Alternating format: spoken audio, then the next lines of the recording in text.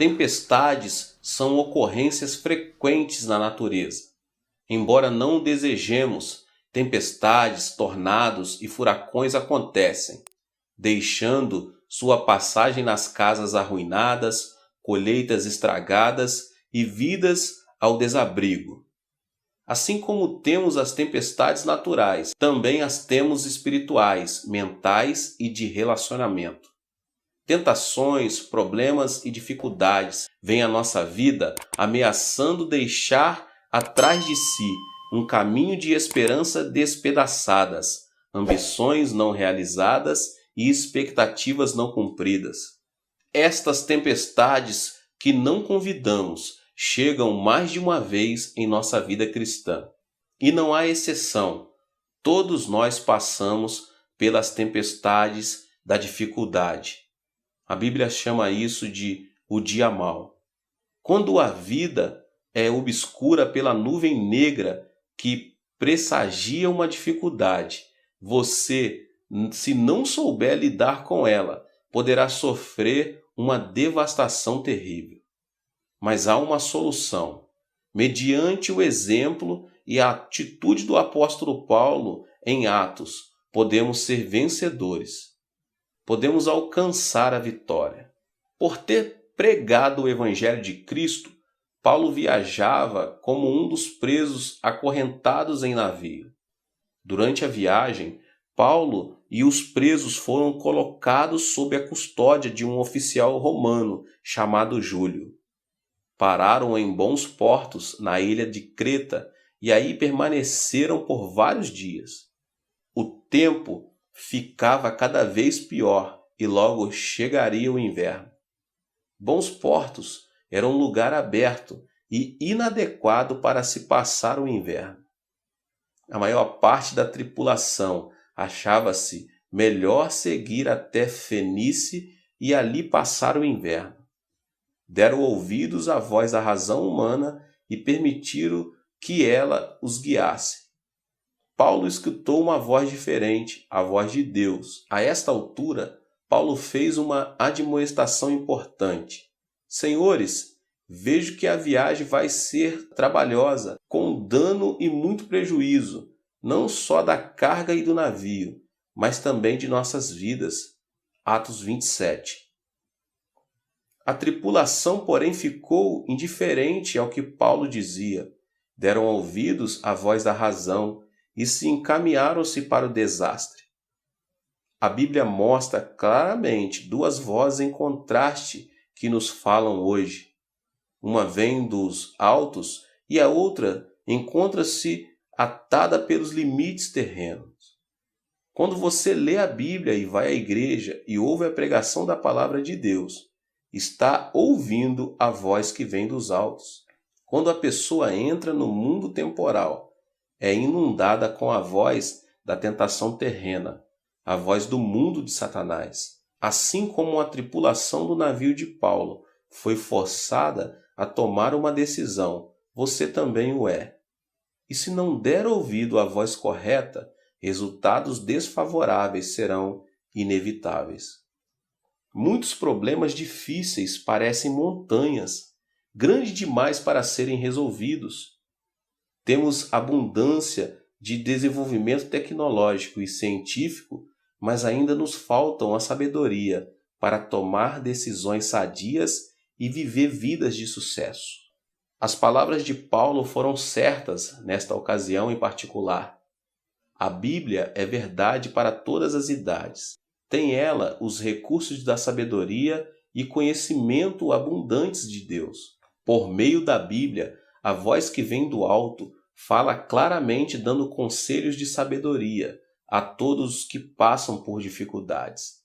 Contudo, muitos negligenciam a leitura da Bíblia. Ora, dizem, a Bíblia é um livro antigo. Não se aplica à situação atual.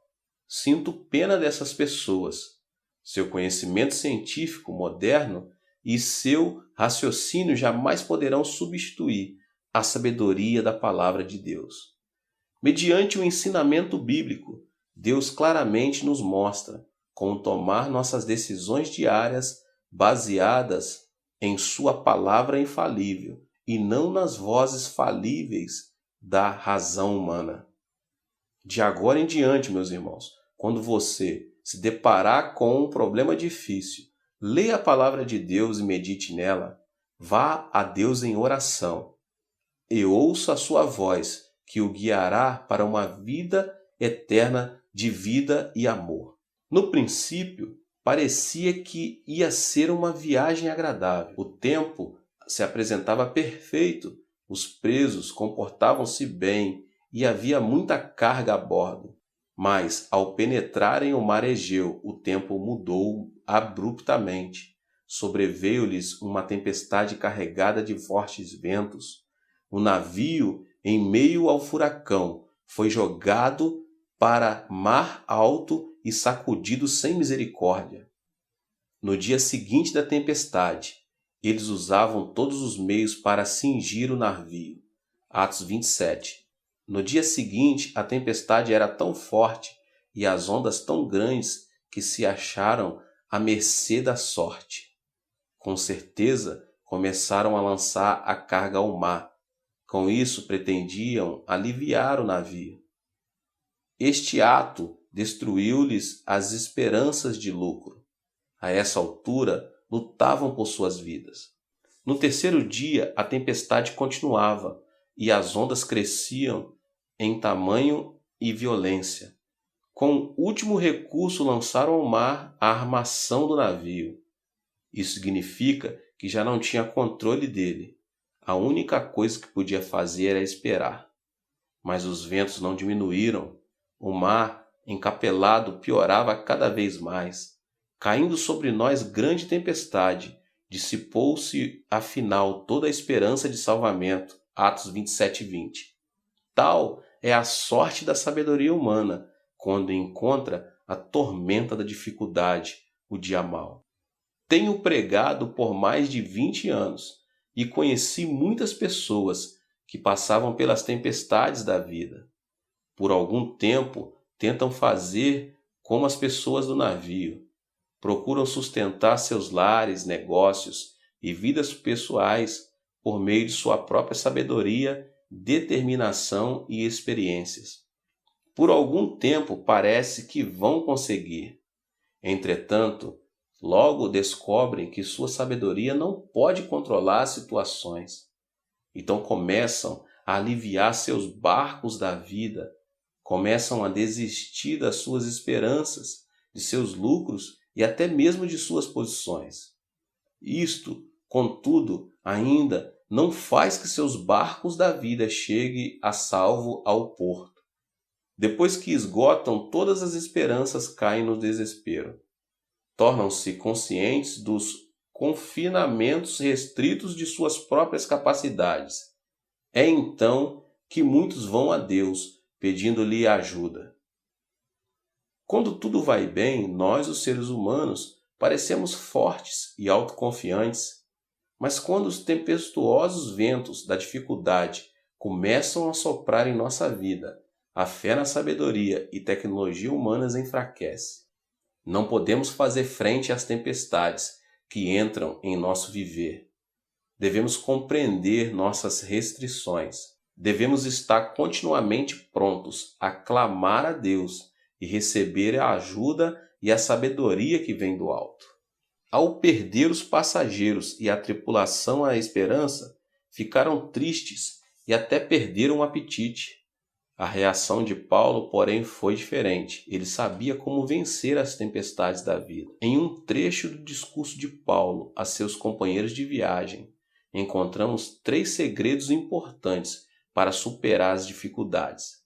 Ao contar aos companheiros a visita do anjo, Paulo primeiramente declarou: "O anjo de Deus de quem eu sou." Atos 27 e 23. Para os que pertencem a Deus, ele é a sua herança. Nós, os crentes, não devemos olhar para o mundo, dinheiro, fama ou engenhosidade humana. Nosso recurso vem de Deus. Ele é o nosso banco, nossa vida, nosso negócio e nosso êxito.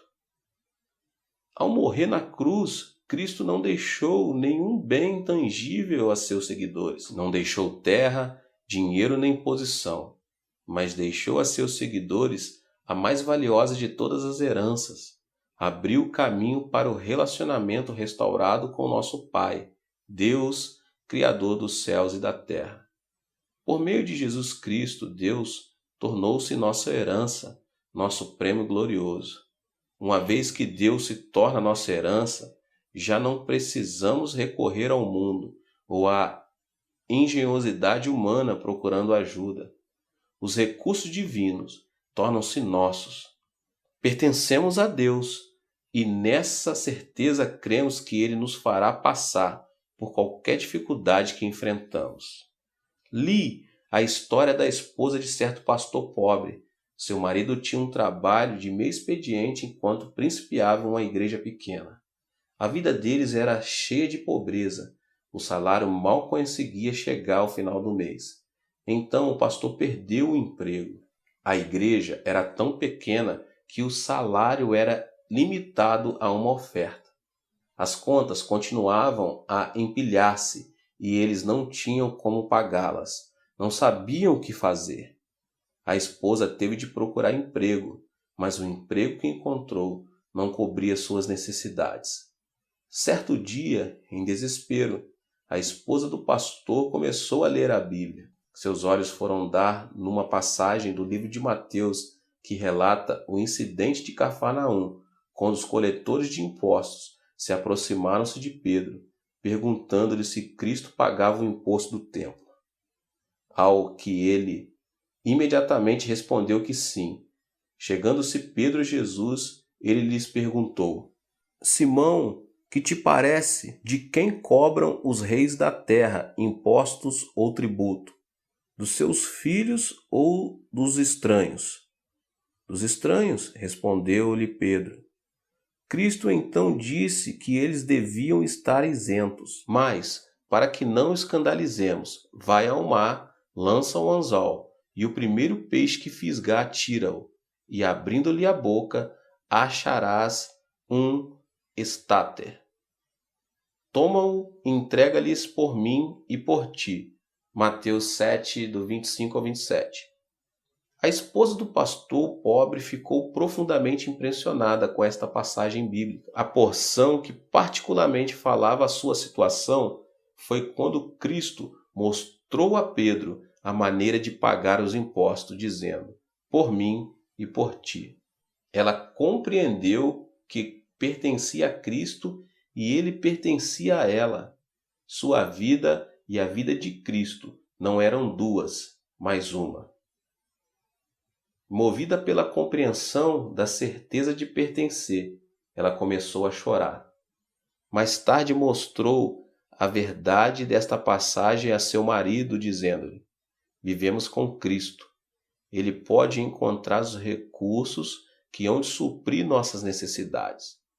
Cheios de fé, começaram a orar juntos. Logo depois, Deus respondeu. O esposo encontrou um emprego maravilhoso. Puderam pagar todas as dívidas. Mais tarde, tornaram-se ministros pioneiros de sucesso e sua igreja cresceu muito. Por meio dessa experiência, a esposa do pastor descobriu que pertencia a Deus. A certeza desta compreensão produziu resultados poderosos. A despeito de ventos tempestuosos e esperanças perdidas, Paulo também sabia que pertencia a Deus. Os que não creem em Cristo não têm para onde se voltar quando as coisas estão em erro, quando as tempestades da vida ameaçam destruí-los e quando o mundo todo parece voltado contra eles, quando chega o dia mau. Mas nós, os crentes, sabemos que pertencemos a Deus, sabemos que Ele é a nossa herança e nossa proteção. Ainda que a terra toda se transforme em nosso inimigo, temos a rocha firme de Cristo, na qual nos firmar, pois pertencemos a Deus e Ele pertence a nós. Paulo também declarou: Deus a quem sirvo. Paulo deu-nos o exemplo do segundo segredo para vencer as dificuldades. Devemos lançar nossos cuidados sobre Cristo, Filho do Deus imutável, que jamais trairá nossa confiança. Todos nós servimos a Deus ou aos nossos próprios desejos. Esses desejos, muitas vezes, são instrumentos propensos ao pecado, porção do mundo infame pela conveniência da traição. Muitos, quando jovens e fortes, servem ao mundo de seus próprios desejos. Pensam que este mundo continuará a apoiá-los, a dar-lhes a segurança do prazer pessoal. Mais cedo ou mais tarde, contudo, o mundo os trai. Sua juventude desaparece e tornam-se pessoas idosas, frágeis e trêmulas. Confie no dinheiro e ele lhe falhará. Confie em sua posição e a perderá. Confie no poder e ele o deixará. Confie na fama e ela o iludirá. Mas confie em Deus e ele jamais falhará. Cristo levou uma vida de serviço. Ele nasceu numa manjedoura em meio à pobreza, porque desejava ser amigo dos solitários. Por causa de nossos pecados, ele carregou a cruz. O próprio Deus abandonou a Cristo. Por um pouco de tempo, Jesus clamou da cruz: Meu Deus, por que me desamparaste? Ele desejava ser amigo do que tem o coração quebrantado. Jesus provou a morte e ressuscitou. Queria ser amigo dos que precisavam de vida e de paz eterna. Se Jesus for o seu Salvador, a mesma atitude de serviço encontra-se em você. Há de desejar servir a Deus. Ele deseja servi-lo. Ainda que você seja pobre, ainda que se sinta solitário, ainda que tenha um coração partido e ainda que você prove a morte, Deus jamais o deixará só. Ele permanece seu amigo em toda e qualquer experiência porque você passar.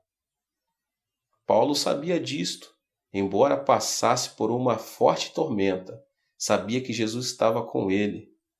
No meio da tragédia, Paulo podia pôr-se em pé e declarar que servia a Deus. E porque Paulo servia a Deus, ele enviou-lhe um anjo, um mensageiro divino, com a promessa de libertação. Deus, por sua graça, te dou todos quantos navegam contigo. Atos 27, 24. Se você fielmente servir a Deus com seu dinheiro, seu tempo, sua vida e seus talentos, então quando as dificuldades chegarem, Deus enviará seu anjo a fim de ajudá-lo. Deus estará com você não apenas durante os dias bons, mas também quando você estiver passando pelas escuras tempestades da vida, o dia mau. Ainda que o mundo o abandone por completo, a confiança de Deus permanece eterna. Por meio de seu anjo, Deus deu uma promessa a Paulo. Ao declarar Paulo sua fé em tal promessa, liberou um poder que a fez frutificar. Portanto, senhores, tende bom ânimo, pois eu confio em Deus, que sucederá de modo porque me foi dito. Atos 27, 25. O poder da promessa de Deus é o terceiro segredo que Paulo nos mostrou durante a tempestade. Deus é todo-poderoso. Ele é o Criador dos céus e da terra. Deus não pode mentir, pois Ele é a verdade. Uma vez que Deus fale, a coisa será feita. Você pode, portanto, colocar sua fé completa na palavra de Deus, a Bíblia. Precisa ler a Bíblia continuamente e pedir que o Espírito Santo lhe mostre as promessas que Deus deseja aplicar às suas circunstâncias. Em toda situação, peça que o Espírito Santo tome uma promessa bíblica e a torne real para você. Uma vez que isto aconteça com você, terá o Deus Todo-Poderoso em quem depor sua confiança. Pode ser que você não veja mudanças imediatas, mas a promessa de Deus permanece verdadeira. Continue crendo em Deus, Ele é fiel para cumprir as suas promessas. Um dos pastores assistentes de minha igreja descansou na promessa divina de prover-lhes as necessidades da vida e encontrou uma inusitada fonte de provisão quando os comunistas invadiram a Coreia do Sul. tentaram destruir o cristianismo, matando 500 pastores e arrasando 2.000 igrejas. Muitos pastores tentaram escapar, mas o pastor que mencionei acima decidiu ficar, desejoso de continuar a cuidar da sua congregação. Durante o dia ele se escondia nas montanhas. À noite, voltava para a cidade a fim de exercer as atividades de pastor. Certo dia de inverno, porém, a neve era tão espessa que ele se perdeu. Procurou o caminho da cidade, mas não o encontrou. Chegada a noite, ele estava com frio, fome e exausto. Não conseguiu encontrar o caminho da cidade. Ajoelhando-se na neve, orou: Senhor Jesus, minha vida e morte dependem de ti. Coloca-me em tuas mãos. Creio em tua promessa de suster-me e preservar-me a vida. A única coisa que posso fazer-me é deitar-me na neve e dormir. Por favor, cubra-me com teu manto protetor durante a noite. Ele adormeceu. Na manhã seguinte despertou sentindo-se aquecido e confortável. Ao abrir os olhos viu que um enorme tigre dormira encostado nele a noite toda. O tigre começou a lamber-lhe o rosto, e ele não sentia medo algum, porque estava repleto do Espírito Santo e da promessa de Deus. O tigre parecia-lhe mais um gato de estimação. Embora enfrentasse perigosa tempestade, com o vento assobiando ao redor do navio, as ondas elevando-se a proporções montanhosas, o navio sendo jogado ao redor como um pequeno brinquedo, as pessoas a bordo sem esperanças. Ainda assim, Paulo permaneceu firme e declarou pertencer a Deus. Ainda assim, ele declarou servir a Deus. Ainda assim, afirmou sua confiança na promessa divina. Mediante essas 3 confissões de fé, segredos para vencer as tormentas da dificuldade, Paulo permaneceu firme. Que nós também tenhamos a segurança de permanecermos a Deus por meio da fé em Cristo. Se você não tiver certeza desse ato, é a pessoa mais infeliz de todas. Mude essa situação neste instante, convidando a Cristo como seu Salvador e a Deus para ser seu Pai. Sirvamos nós também a Deus. Se você colocou a confiança nas coisas do seu desejo terreno, saiba que elas desapontarão. Que Cristo seja seu Senhor e também seu Salvador. Ponha sua confiança no Deus eterno que nunca falhará. Coloquemos também nossa confiança na promessa de Deus. Leia a Bíblia regularmente e deixe que o Espírito Santo faça com que as promessas específicas tenham vida para você. Declare tais promessas com ousadia e passará pelas tormentas da dificuldade como Paulo, e todos ao seu redor serão levados a salvo até a praia. Glória a Deus, aleluia, que Deus abençoe a vida de cada um, que Deus conceda a você mesmo ânimo, força nos dias maus, nos dias de dificuldade. Que você possa se inscrever aqui no canal, ativar o sininho das notificações para você não perder nenhum vídeo. Deus te abençoe e até o próximo vídeo. Amém.